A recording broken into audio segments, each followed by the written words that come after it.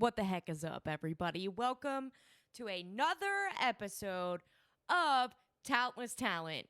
Hello, my talentless babies. I hope you are staying warm and staying dry because I am not. It is so cold outside.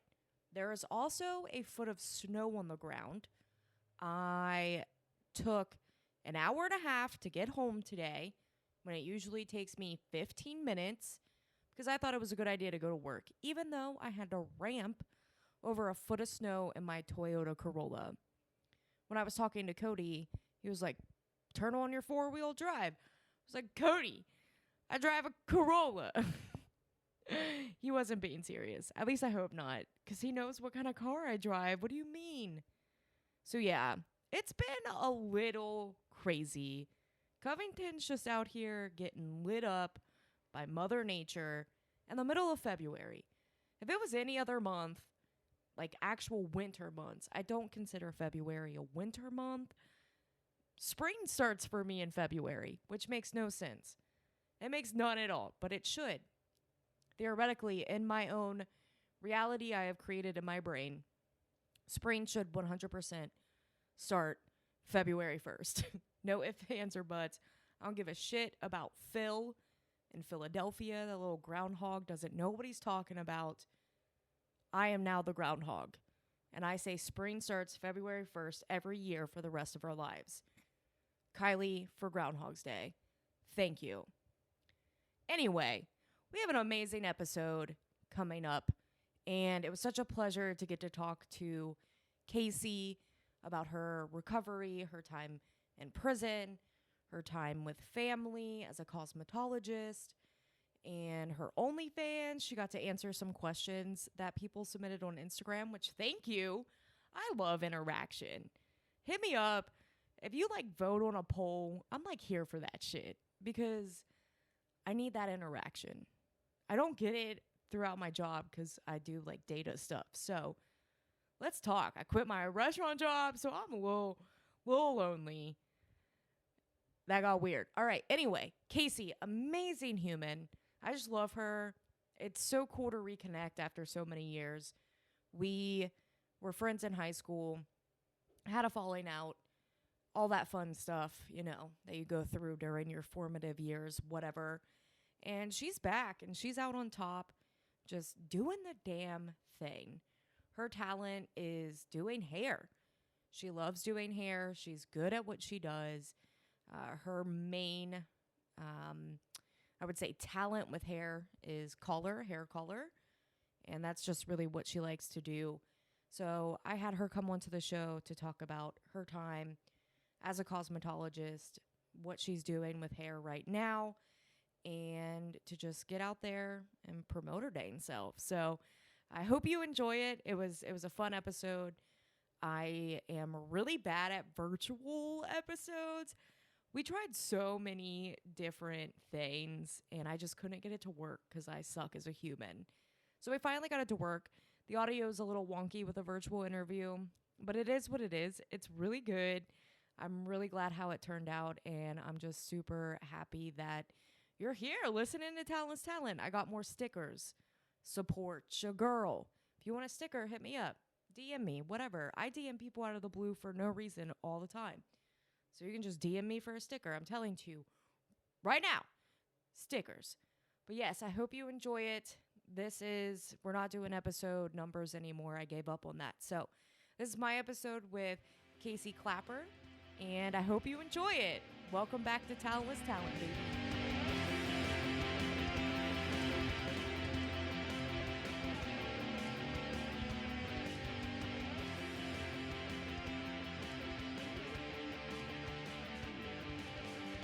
Can you hear me?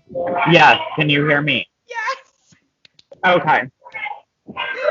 We did it! Oh, that was really hard for no reason. Jesus. I'm sweaty now. I'm super sweaty. That was so stressful. What are you eating? I'm at Spaghetti Warehouse. Look at all that food. That looks so good. It is. We started driving and there was like a big snowstorm on our way here. We thought we were going to get stuck, but I think it's better now. That's terrifying. Is it snowing really bad up there? It's not now, but it was. Yeah. It hasn't snowed here at all, so. But welcome to the to the show.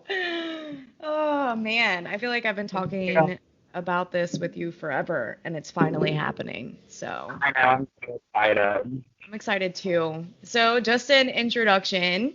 You can go ahead and introduce yourself to the Talentless Talent fan base. Okay, my name is Cassey. I work at a salon in Chillicothe. The salon's name is FamLee, FAMLE. It's located at 249 South Paint Street.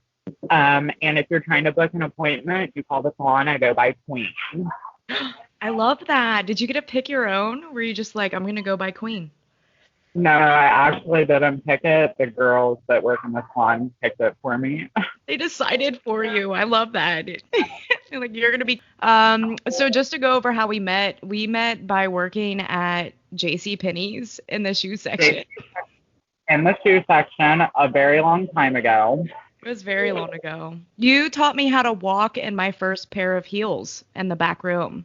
I remember that. Yeah. They were shiny. They were very shiny. And then we went tanning together a lot. That was like the thing we did. We'd get food, we'd go tanning, and that's about it. I forgot about the tanning. Yeah, it was a religious experience. We went to New York together too. I talk about that all the time. It was so fun. We walked around Central Park and I thought we were going to get kidnapped. Yeah, I did that. No. I don't think I care. Take me, it's fine. As long as you're rich and have money. Right. Oh my God. So after that though, after JCPenney, I mean, you were going to hair school at that time too. Weren't you in the cosmetology program at Pickaway Ross? Yes, I was going to cosmetology at Pickaway Ross while I was at JCPenney's. How long were you at that program for?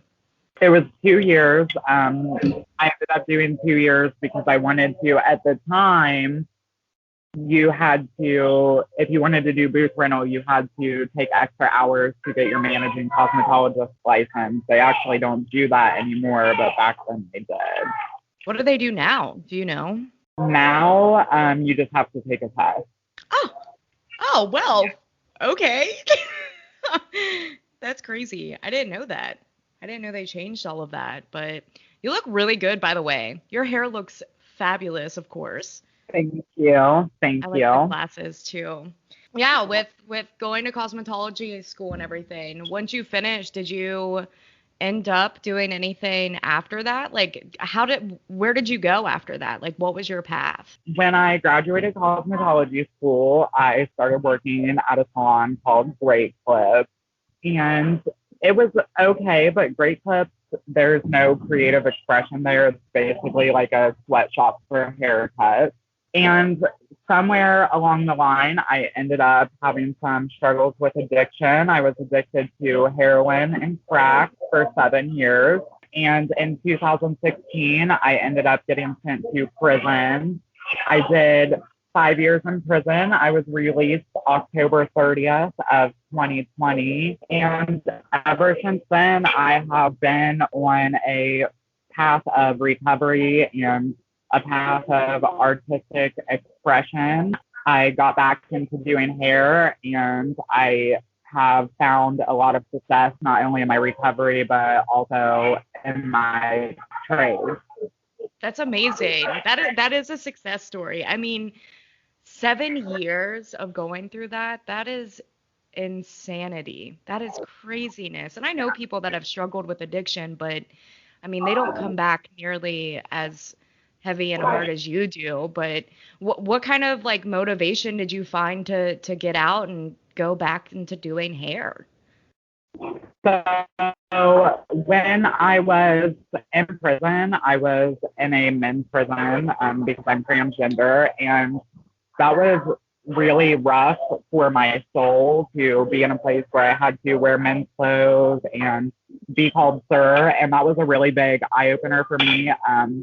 So whenever I got out, I knew that I just couldn't go back to that. I had, been away from my family and my friends for 5 years, and it was just really heartbreaking. And I actually, whenever I was released from prison, I wasn't going to go back to doing hair and makeup because I felt like I had such a bad reputation, as far as being a thief and being on drugs and just not doing the right thing.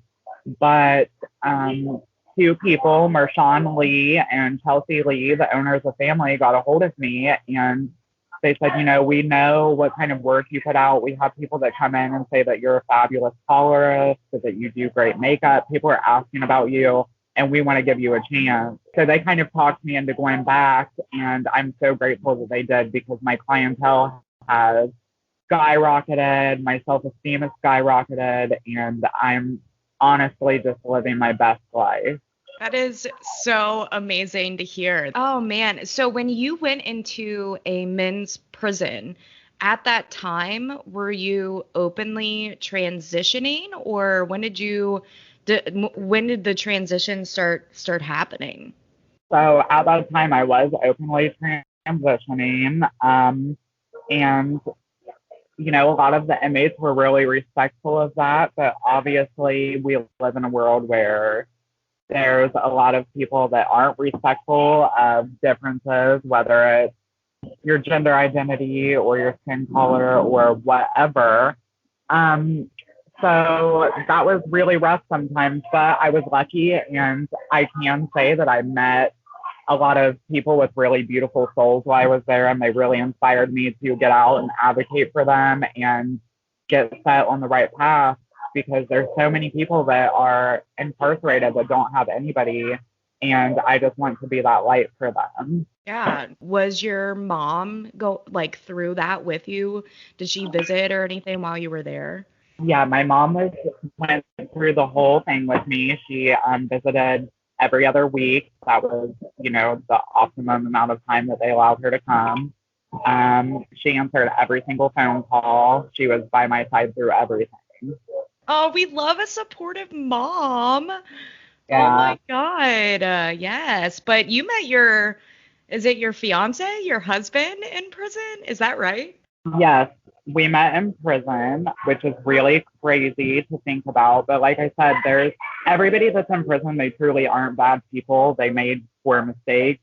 And I think honestly, a lot of them didn't even have a choice to make. A lot of them were from backgrounds where that was the only thing that they knew. They never had anything better. Yeah, definitely. Do you feel like you had to go on an apology tour after you got out of prison? I didn't feel like I had to, but I did post a public apology video. Nobody told me to, nobody guilt tripped me into doing it. It was just something that I felt like I needed to do for myself to clear the air and let everybody know that I had a lot of time to reflect on the things that I was doing, and that I truly was sorry, and that I came out a completely different person, and that I just wanted them to give me the opportunity to show my authentic self to them. Yeah, I watched that video. It was emotional for me to watch it, and I wasn't there while it was happening. Like, I knew you before that, and I knew how good of a person that you are. And I really feel like past mistakes, it fucking happens. It's life. You know what I mean? Like, it happens, and you can do something to somebody. They don't have to forgive you, but as long as you put yourself out there, like, here's an opportunity, take it or don't. Not everybody has forgiven me, but I said my piece, and that's all that I can do at this point. And I can't blame some people for not forgiving me. Do you feel like anybody has tried to come out after seeing you successful and try to break you down since then? Do I think that they've come to me personally and tried to break me down after seeing me be successful? No. But do I think that there are people that have tried? Yes. There actually was quite a bit of backlash towards Kelsey and Marshawn for hiring me on at FamLee. They received a lot of messages talking about, that I was a thief and that I was a drug addict and that I was a terrible person. And that's kind of what prompted me to, start making my videos and start being so open about my past, because I wanted people to realize that at one point I was all of those things. And obviously, once you're a drug addict, you're always a drug addict, but you can be in recovery and you can be successful. And I just want people to give me the opportunity to do that. Yeah, absolutely. Are you currently going through any type of program or anything for your recovery right now? I do attend meetings every week. I do counseling. I attend a Suboxone clinic, which eventually I will be weaned down off of that, and I'll do Vivitrol. And that's nothing that was court ordered. These are all steps that I took on my own, for my life and for my recovery. It wasn't anything that I was made to do. It was something that I wanted to do to make sure that I stayed on the right path. Yeah, because I mean, there's definitely a big difference between doing it yourself and doing what's court ordered. Just to go back, like on the whole prison thing, I mean, it was like a legitimate prison, right? Wasn't it? Yes, it was a prison. It wasn't a jail. It was a legitimate prison. What was the food like? The food was really bad. I actually didn't eat much of it. I did a lot of cooking and bought a lot of food from commissary. You would be amazed what you can make in a microwave. Oh my God. So when you got out, and I'll move past the prison thing in just a second, but I am interested. When you got out, what was the first thing that you ate? What was it like? What did you have to have? I don't remember. What was the first thing that I ate when I got out? Oh, yeah, I went to Panera. That's right. The first thing that I ate was Panera. Was it good? It was so good. I think anything was good at that point, though. I bet. Oh man, that's crazy. So with your transitioning and everything now, and being in recovery, do you feel like you fully are able to accept yourself now? Do you feel like the addiction stemmed from not accepting yourself and you were able to figure that out? Do I think that the addiction stemmed from not accepting myself? No, and yes. I think that it stemmed from a couple of things. I think it was running around with the wrong crowd of people, and I think it was from my lack of assertiveness at one point, because my addiction did start, as a result of me being in an old relationship with somebody who also was using. And I think at that point, I didn't have a lot of self-confidence, and I was young and I didn't want to be alone because I felt like I was so much different than everybody. I grew up in a really rural area in Chillicothe, and I didn't realize that there was a whole world out there full of people that could love me and accept me for me. So whenever I found somebody who was interested in me and who told me that they loved me at such a young age, I was willing to do anything that I could to hold on to that because I didn't want to be alone. And going to prison and being on my own for a little while showed me that there's people out there that, love me for me. They're going to treat me respectfully. They're going to allow me to live my life and be my most authentic self and really support that and advocate for me. I feel like Chillicothe, there's a lot of people that have not really gone the same path. I mean, there's nothing to really do there. So back then, especially, and you just find yourself in a group of people and you don't realize how big that group is until you're in it. And that's what everybody around you is doing. Right. Everybody. Yeah. Has that person tried to contact you since all of this at all? So he actually did try to contact me after I was released. I, basically just told him I have moved on with my life. I am doing bigger and better things. I'm seeing somebody new. I'm with somebody that respects me and loves me for my personality and also my trans identity and fully supports that, and you never did, and I just can't have that in my life. Exactly. And hell yeah, that's a hard thing to do. That's a really hard thing to do. And to be able to come back out of that and not fall back into your old ways and go back into that. I've seen people who get out, they've followed all the steps and right back up where they were.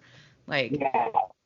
And it sucks to watch that. With being accepted into FamLee and getting a job there, I see that your clientele has really freaking boosted. Girl, it is crazy. I'm very, very busy at FamLee. I do mainly hair color. That's kind of what I'm known for, is working as a colorist and doing a lot of corrective color, but also fantasy colors and exotic colors. And my clientele is really, really building up. I'm staying extremely busy to the point where sometimes I'm working from 9 o'clock in the morning to 11 o'clock at night.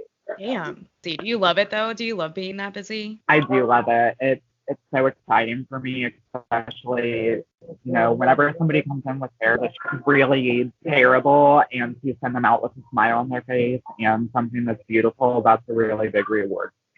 That's really exciting. I always wanted to be a hairstylist, but I don't think I could ever. Oh man, I would feel so bad if I fucked somebody's hair up. That's my thing. It happens, especially whenever you're new, and it's just something that you learn from, and nothing can never be fixed when it comes to hair. There's nothing that you can do to somebody's hair that you can't fix. Yeah. And you also have to remember that there's some people that you just can't please. You can give somebody exactly what they want, and they will still say, this isn't what I want. Yeah. Well, throw a wig on it, bitch. Okay. Right. I don't have time. Don't have time for your shit.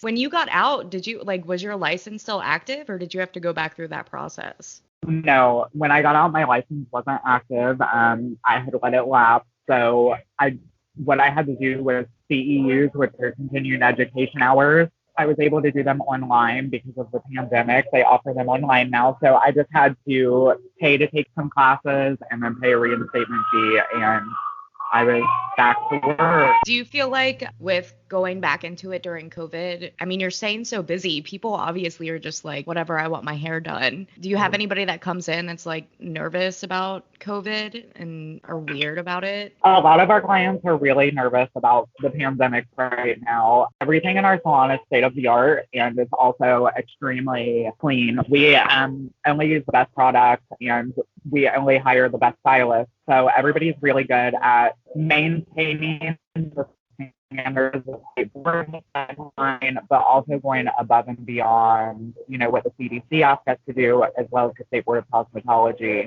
We're very highly trained and love what we do. And, also with that comes loving our clients. And of course, we love our clients, so we're going to protect their health as well as our health. Definitely. I feel like a lot of people need to know that and need to know that they can go out and feel pretty and get their hair done. Speaking of state-of-the-art equipment, I saw that you guys got this weird spaceship-looking blow dryer. What was that?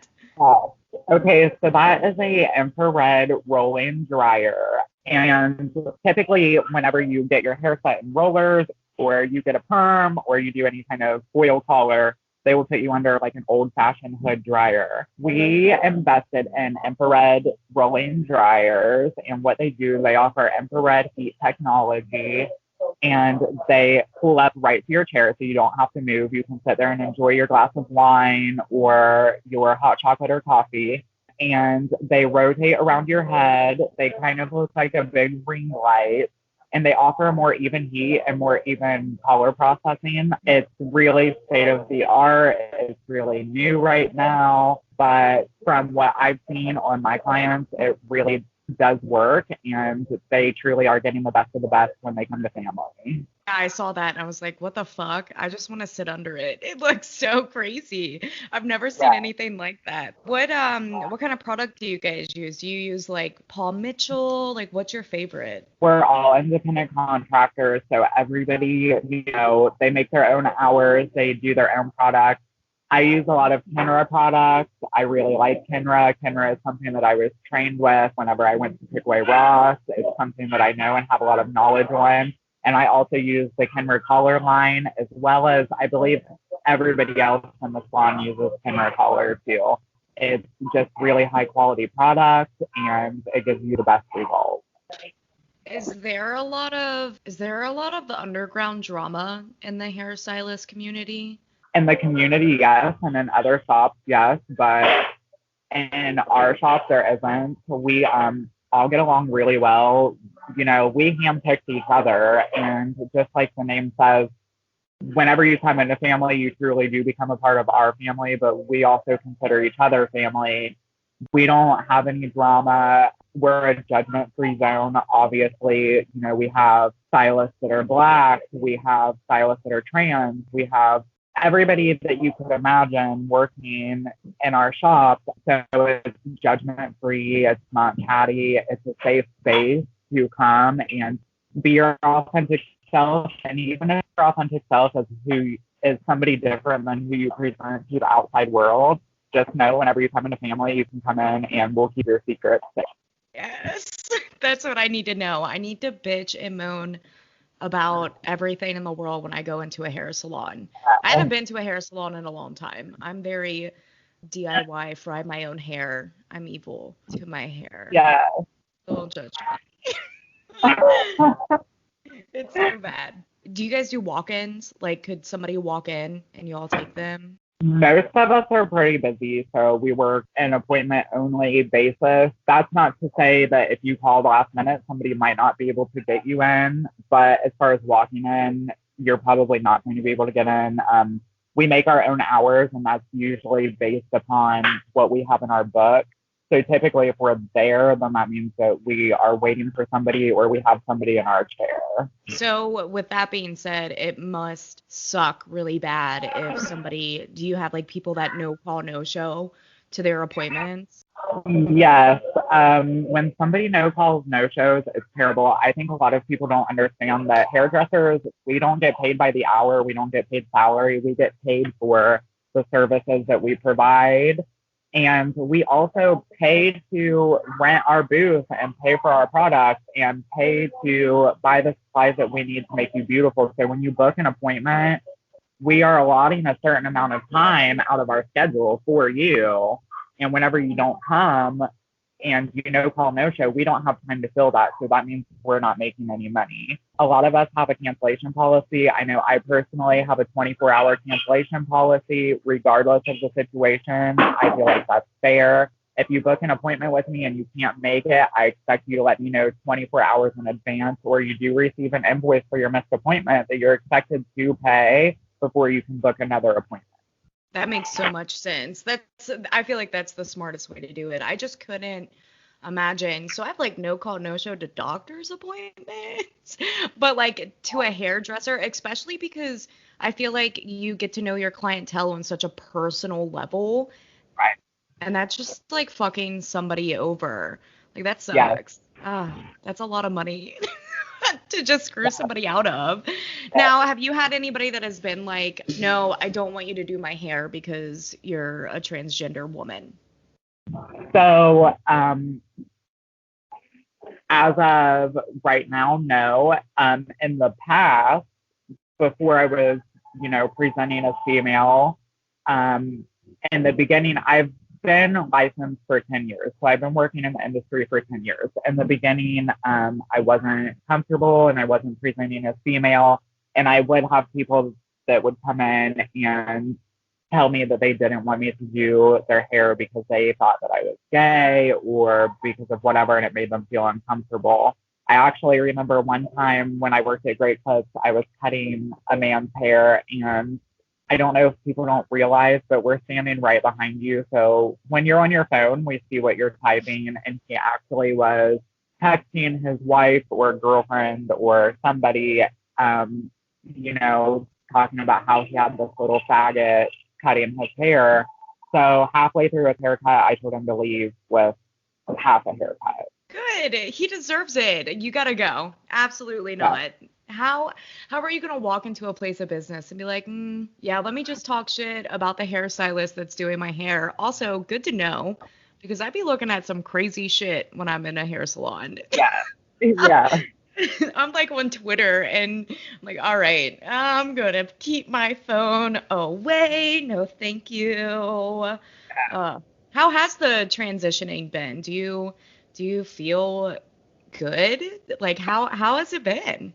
So it's actually been really good. Yesterday was my official 1 month on HRT, which is hormone replacement therapy.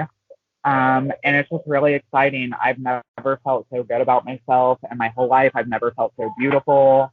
And I think, part of that is not only the transition, but also being in recovery. I just feel so great all the time now. That's amazing. Do you have any plans for like any type of surgeries? Have you had any surgeries when it comes to that? Other than just minor cosmetic things, no. As far as plans for the future, I would like to have a breast augmentation. I would like to have a forehead reduction because I do hate my forehead. I'm really self-conscious about that. But when it comes to bottom surgery or any type of vaginoplasty, I think that is not far enough advanced right now. I think that there's a lot of issues that come along with that they don't have figured out, and it's just not something that I'm comfortable doing. But it's also not something that I feel like I have to do. I don't feel like any less of a woman than anybody else just because I have a penis. I don't think that your genitals define, who you are or what you want to be. I think that that's a really silly misconception that society has put into people's heads that this is for boys and this is for girls and that's just the way it is. And really, there's a lot of gray area and that's not the way it is. And it's something that we need to stop teaching children, and it's something that we need to stop believing ourselves. Definitely. That's definitely something I think we should move away from. And with the whole surgery aspect of it, I know a lot of people that are transitioning. And that's the biggest thing is just because of, what what I consist of biologically doesn't mean that is who I am. I know that you have your OnlyFans. Are you still doing that? Can we talk about that in a spaghetti warehouse? Yes, we can. So occasionally I do, but I really don't have a lot of time for it anymore. But basically, what it is, I just think that it's something that's really empowering, and especially for somebody like me. I think that it's kind of like a taboo subject for a lot of people, but I do think that there is just something empowering about that. I worked really hard to have the body that I have and to feel comfortable with it. And, it's something that I'm really proud of. I know one time you posted about OnlyFans, and then I commented on it, and a bunch of men started trying to add me. I was like, leave me alone. Yeah. Yeah. I don't want this. Please stop. Yeah. I get a lot of calls from a lot of really random men on Facebook all the time. They always want to video call me. They usually are touching themselves. When I answer, I just yell at them and hang up. I don't You need to know. pay me money for this, first of Right. all. Oh my God, that's ridiculous. So I do have some questions here. I posted that I was going to be talking to you, and I had a couple people reach out to me with Okay. questions. So the first one is my friend wants to know if she should use a wand or a curler.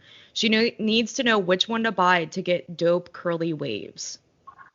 So, you know, it really does depend on the kind of curls that you want. Now, she said curly waves. So my recommendation would be a tapered curling wand. I use a Paul Mitchell wand. I would say get something that is fatter at the base and tapers down at the end. She's going to want to hold it upside down, curl all of her hair, let it cool, let the curls cool, and then take a wide tooth comb or a pick and brush through it, and it'll give her the perfect beach wave. Amazing. So a tapered wand. Love to hear it. I have another one. This one asked about OnlyFans because I mentioned the OnlyFans one there, but they asked, isn't it degrading to have an OnlyFans and call yourself a tranny if you're transitioning? Not at all when you love yourself. Ooh, love to hear it. This is a big one. So it's two worst clients, not much to get from that. And what's the worst kind of client? So I think, I'm not really sure what the question is asking, but I think that the worst type of client is somebody that has no knowledge of anything hair related. And also somebody that doesn't understand that, there's certain things that can't happen in one sitting on the chair. If you have hair that's down to your butt and you've been box coloring it black for 5 years, we're not going to be able to make you platinum in one sitting. And that's going to take months and months and months. I think a lot of people think that whenever we tell them that this is going to be a process, that is us just trying to get more money out of them or elongate the process. And that's not the case. We want to maintain the integrity of your hair and also give you what you want, but we can't always give you what you want in one visit. Fucking amen about that. I don't understand how people don't get if you have dark hair and you put box dye on it, you're not going to be you're going to be like brassy orange. Like a calico. Yes. Yeah. And do you want your hair to fall out? Because that screams, I want my hair to fall out. Yeah. Like A for effort. This one says, if I start up an OnlyFans, how much should I charge? That is totally dependent upon you. You know your value better than anyone else. So you set your prices and you charge whatever you think you're worth. 25 cents for me. Yeah. A month. Okay, this one just says, I need all of the curly hair advice. So what advice do you have for people with curly hair? So if your hair is naturally curly, the advice that I have is definitely do something to maintain its moisture and integrity. Do deep conditioning treatments, use a leave-in conditioner, take really good care of your curls because once they dry out or once you damage them, your curl pattern changes and it will just be a frizzy mess. So just use products that are created for curly hair, but also use things that are really going to enrich your hair strand and penetrate the cuticle with a lot of moisture. Oh, yeah. I've seen a lot of those things where it's like it got really popular on TikTok where girls would show their like curl pattern from abusing their curls and Yeah, then they would start taking care of them and it would just be like this beautiful so wave. pretty whenever it's contained and taken care of. Yeah, I wish I had curly hair. I don't know what mine is. And this one says, what makes a hairstylist successful?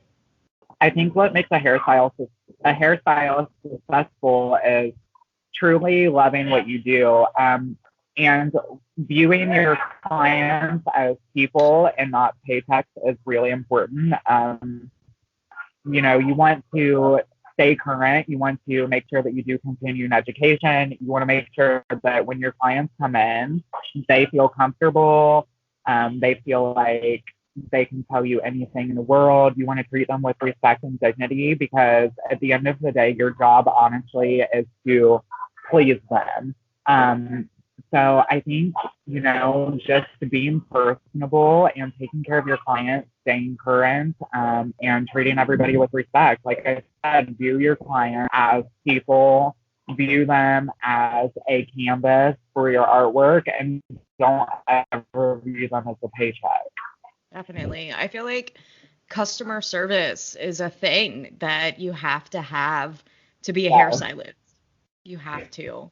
There's no way you can't do that without customer service. Like I've But gone into a hair salon before and like I've been up front. I'm like, look, I've used box dye. I haven't used it in 6 months, but I've used box dye before.